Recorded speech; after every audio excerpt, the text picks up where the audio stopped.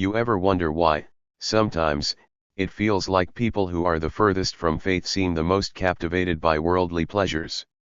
It's almost as if everything material, everything fleeting, holds a special charm for them. The Quran actually touches on this very idea in Surah Al-Baqarah, verse 212, where Allah says, "The life of this world has been made appealing to the disbelievers, and they mock the believers." Let's pause for a moment and unpack this powerful message. Allah is revealing something fundamental about human nature and the allure of worldly life.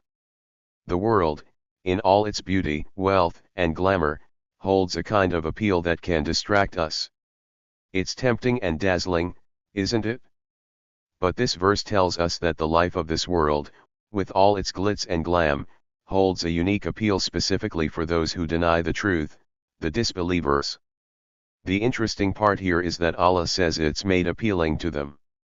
This means it isn't just by their own doing, it's like there's a veil, a lens through which they view the world. They see the temporary and mistake it for something permanent and fulfilling. But why is it this way? Why is the temporary so attractive to those who turn away from faith? When the heart is disconnected from the eternal, it naturally clings to the immediate, the visible, and the tangible. The disbelievers, those who haven't found the light of faith, seek fulfillment in material possessions, status, and worldly pleasures because they're not focused on the next life, the akhirah. To them, this life is all there is. But here's where it gets even more interesting. Allah doesn't just say they're captivated by this world, He mentions that they also mock the believers. This mocking isn't just casual teasing, it's a dismissal, a way of looking down on those who choose a different path, a path that might look simple or restricted to the materialistic eye. Think about it, believers may make choices that don't align with what society considers success or freedom. Choosing humility over status, honesty over wealth, and patience over immediate gratification can seem strange to those who only believe in what they can see and touch. So, naturally, the disbelievers scoff.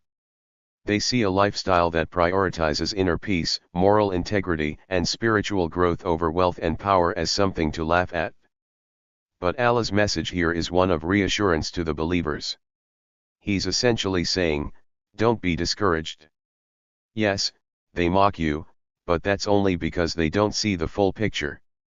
They're enchanted by a temporary charm, one that will fade.